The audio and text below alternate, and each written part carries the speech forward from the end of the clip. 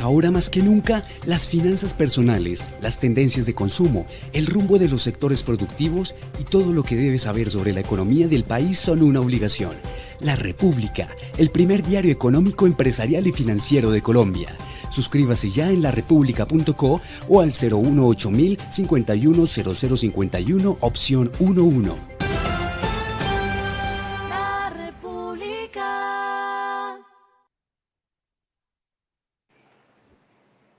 Buenos días y bienvenidos a un nuevo Insight acá en La República. En esta mañana nos acompaña la economista Deirdre McCloskey, quien está en estos momentos en Medellín y va a tener un conversatorio hoy. Y voy a empezar de una vez con esta entrevista presentándola en inglés, que es el idioma en el que ella se siente más cómoda. Welcome, Ms. McCloskey, to this Insight in La República. Well, I'm thrilled to be here. I've been here a lot. Some years ago, I was here at the university. Thank you. I'm going to present you. So, Deirdre McCloskey is a senior research fellow, and she occupies the Isaiah Berlin Chair in Liberal Thought at the Cato Institute in Washington, D.C. Since 2015, she's Distinguished Professor Emerita of Economics and History and Professor Emerita of English and Communication at the University of Illinois at Chicago. Trained at Harvard as an economist, she has written 25 books and 500 articles on topics such as economic theory, history, philosophy, rhetoric, statistics, feminism, ethics, law, and liberalism. For 12 years, she taught at the University of Chicago in its economics department. Her most recent books include Why Liberalism Works and Leave Me Alone and I'll Make You Rich, co-written with Art Carden.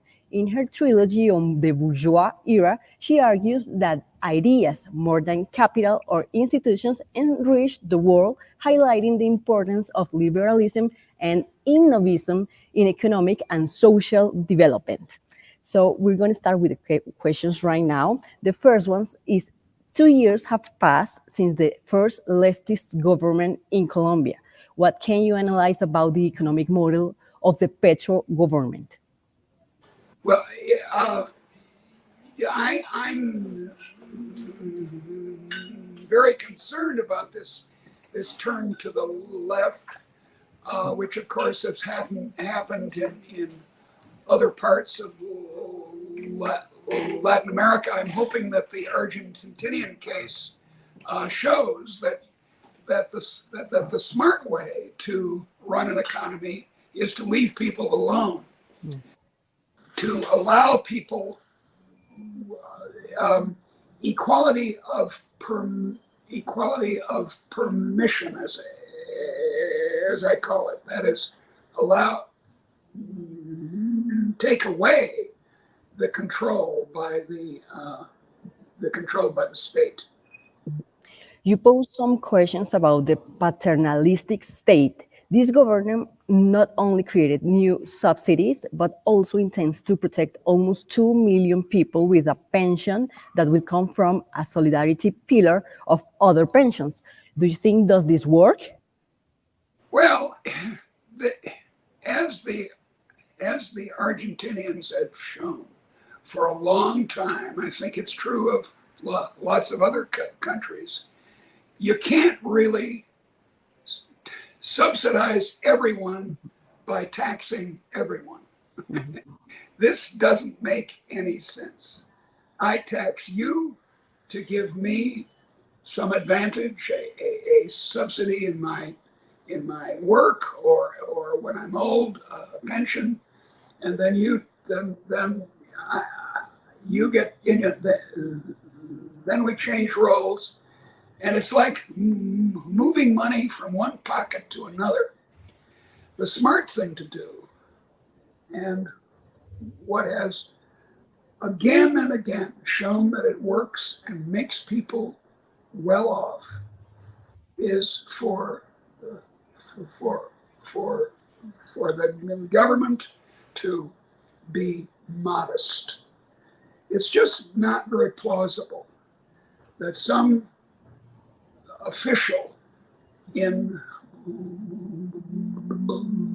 Bogota knows what to do on some street in Barranquilla. It just doesn't make it on its face. It's kind of crazy.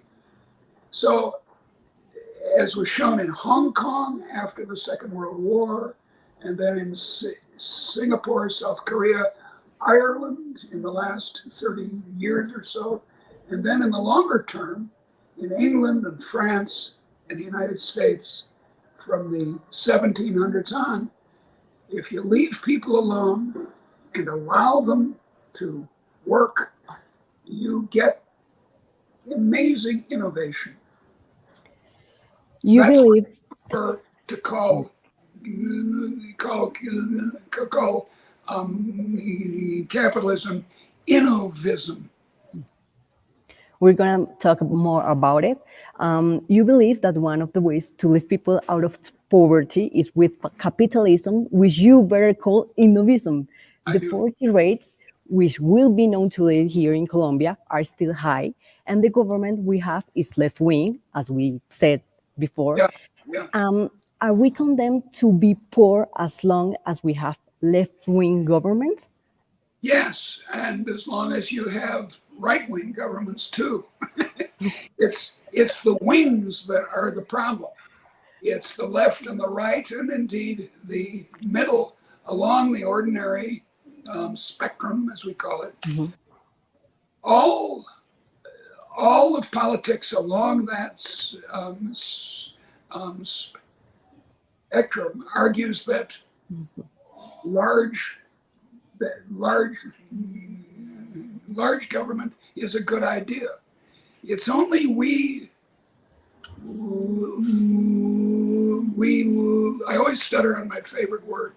We liberals in a kind of little treehouse over the spectrum, we're the ones who are saying, no, small government is the way to go. That's what worked in history. That's what made us in the world so rich. It's the way to make Colombia much better off than it is. Taxing and subsidizing in a large government with detailed regulation, extending it and extending it and extending it is a very poor idea. In your bourgeois trilogy, you bring to present value the bourgeois virtues, which are still attacked by leftist ideologies, just as they are target for populism in Latin America. What can we learn from bourgeois virtues?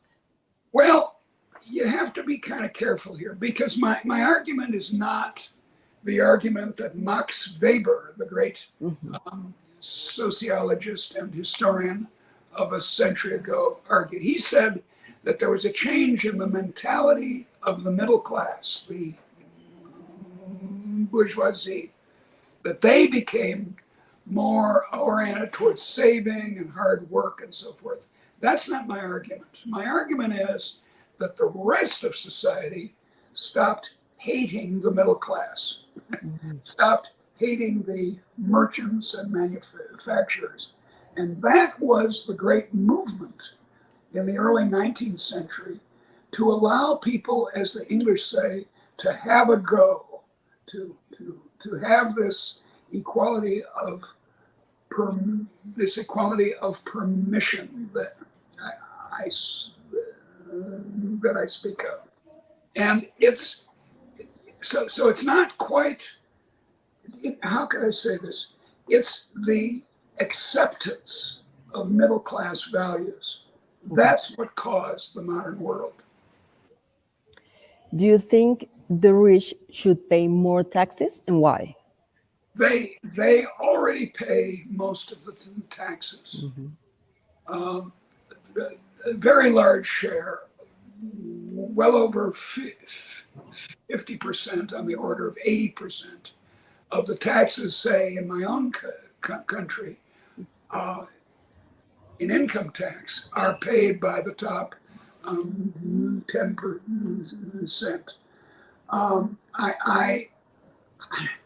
I don't think it's a good idea to give the government more money. To give the government more money is like giving a teenage boy the keys to the car and a bottle of gin. This is not a good idea. So I'm not enthusiastic for more taxes on the rich. I'm enthusiastic for lower taxes on everybody. Perfect. Latin America comes from a wave of left-wing governments, as in the case of Mexico, Chile, and Colombia, but in Argentina, as we talked about before, Milei was elected. Do you think the trend can be reversed and right-wing governments take revenge? I pray it can. But there's a threat from the right as well. Again, Trump in the United States is a serious danger. He's enthusiastic for right-wing totalitarian states like in Hungary or Russia or China or even North Korea of all places. So as I say, it's both sides, the left and the right, that are the danger here. Latin America, as you know much better than I do, has a pronounced swing back and forth. It goes left, it goes right, but each time the government gets larger. 34% of Colombian GDP goes through the state. Well, ¿por qué? Why should it go through the state? The claim is that, well, this helps the poor. But if you examine what the government actually spends on, it turns out that mainly it's helping the middle of the income distribution because those are the voters. It's not helping the poor. In fact, the obstacles to employment and so forth that the state introduces make the poor worse off. So I say, let's stop this plan, whether from the left or the right, of the big state, a parental state, at least, and let's go for a small, modest, competent state.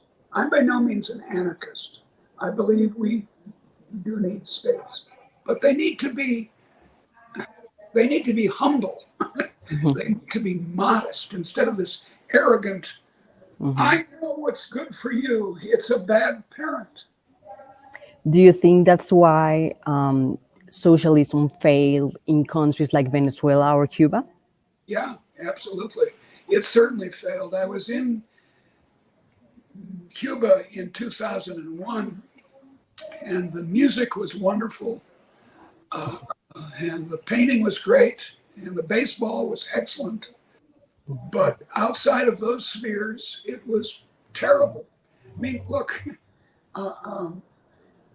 other Caribbean countries, income per head since 1960 has gone up very substantially, not in Cuba. There's this old claim that, oh, well, sure, but we have excellent health care and excellent education. Those are not true. They don't have excellent health care. They do not have excellent education. What are the other reasons that socialism is a failed model? Well, the fundamental problem with socialism is this great move, which is not just of socialism, but also of nationalism, to centralize, to have central planning in Bogota, say. And the problem is that we don't know what you want to eat this afternoon for lunch. The central planner cannot know this kind of thing. What works is to have a market in which you go down and buy something, what you want for lunch right now, today. And so as was famously said, there's a deep knowledge problem in a large economy. Look, in a family, it works. Families are socialist enterprises, and they should be. I mean, you shouldn't send your 6-year-old boy out to work in order to pay for lunch. Mama makes lunch for him, the lunch she thinks is appropriate, and he eats it. That's fine. And in a small group of friends, socialism works. If I buy a pizza for the party, I don't say, well, I bought the pizza. I'm going to eat all of it, and you, my friends, can't have any. Then you're not going to be invited to the party again. So in small groups, socialism is good and desirable, but it doesn't work in large groups for the kind of obvious reasons. Free riding, we call it in economics, and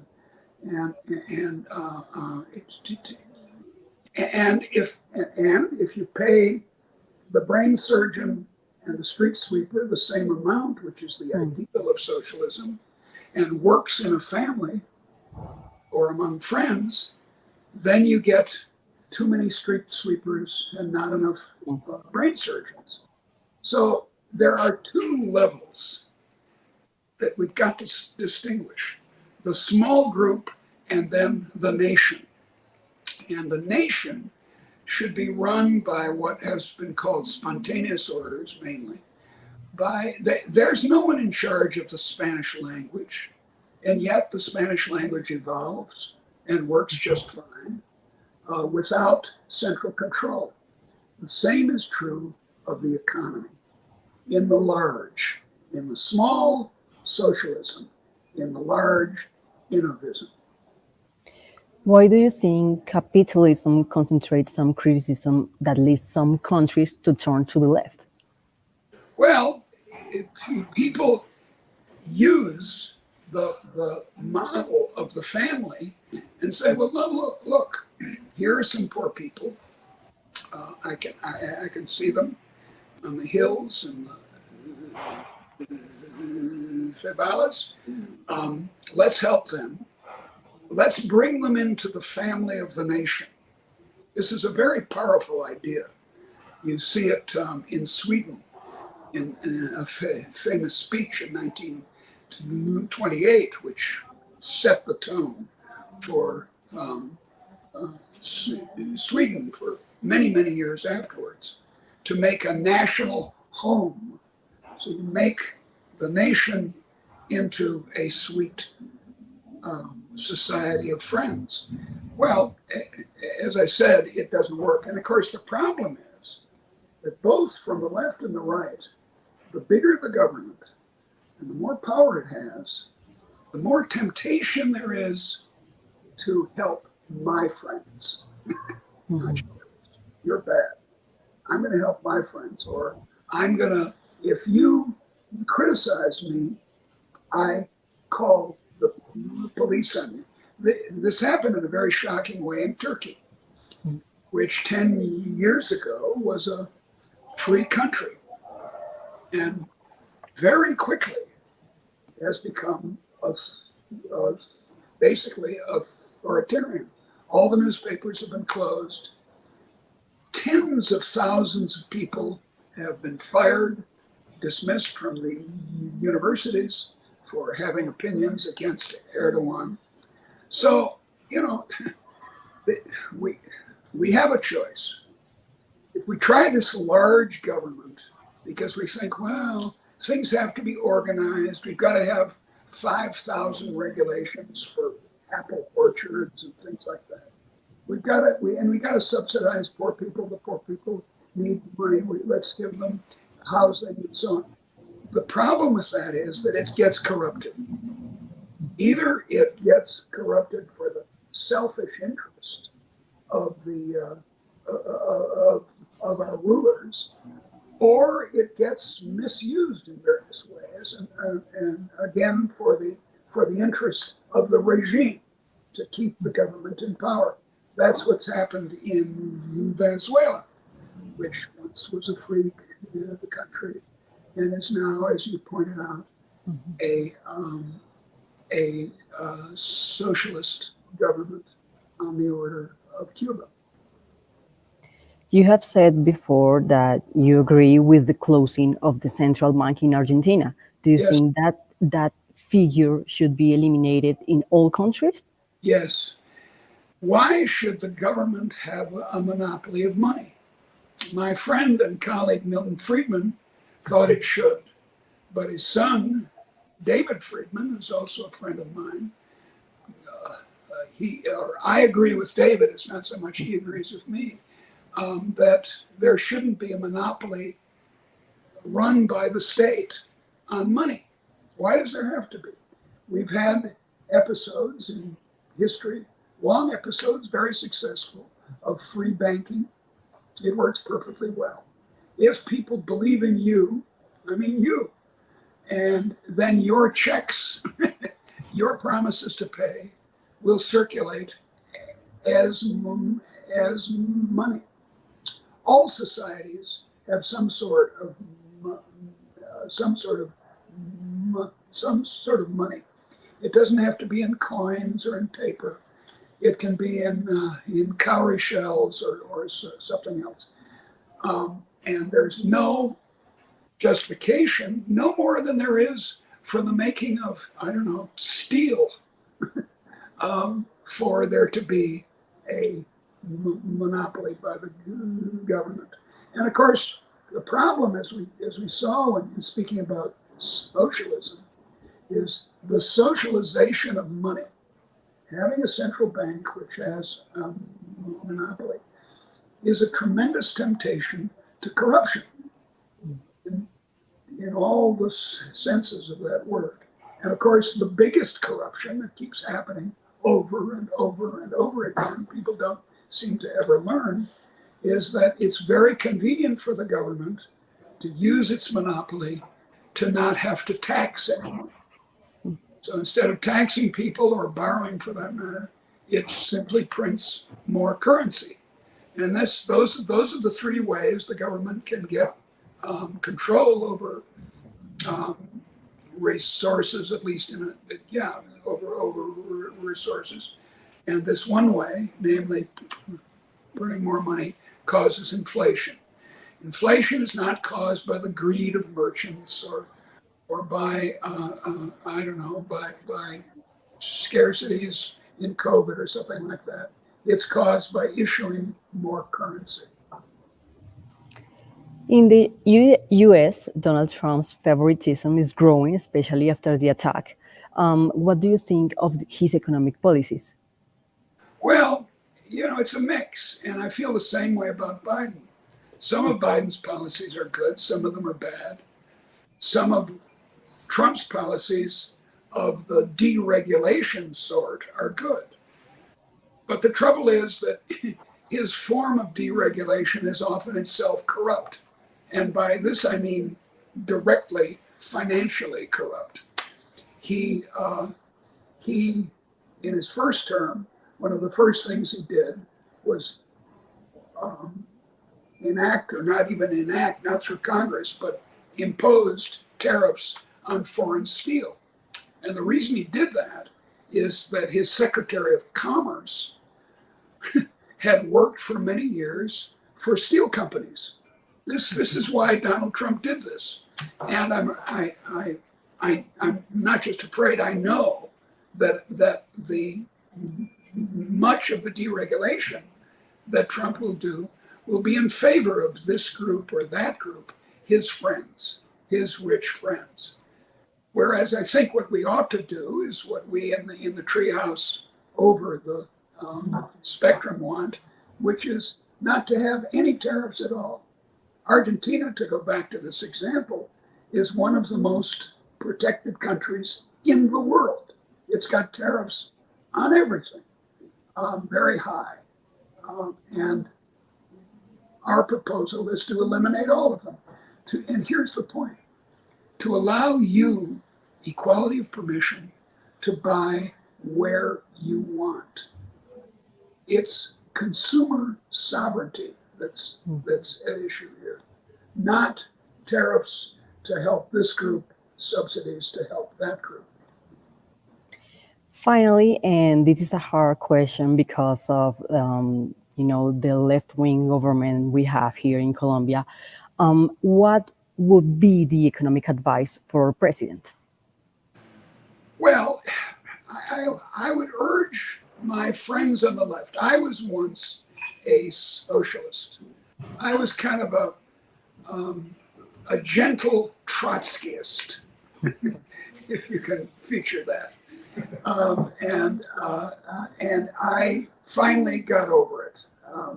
I know all the socialist songs, Los Cuatro Generales, blah, blah, blah, blah. I know all that. I urge my friends on the left to be modest, to exercise humility, that great virtue, and to remember that they don't know what's best for everybody. They think they do. I know that I thought when I was a kid that, the government should obviously knows. It's like actually that's the problem. We all come from these socialist communities called families.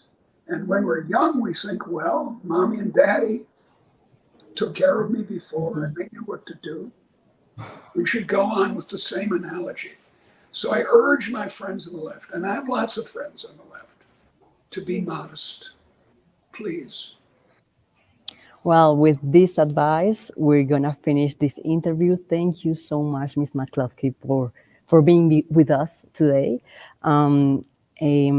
Now I'm going to switch to Spanish. Muchas gracias a las personas que nos acompañaron en este Insight de la República con la economista Deirdre McCloskey, y pues nos veremos en otra ocasión. Mañana encuentre una edición de esta entrevista en la página de internet y en nuestro diario impreso. Muchísimas gracias, and thank you so much for being with us. I enjoyed it, dear. Thank you.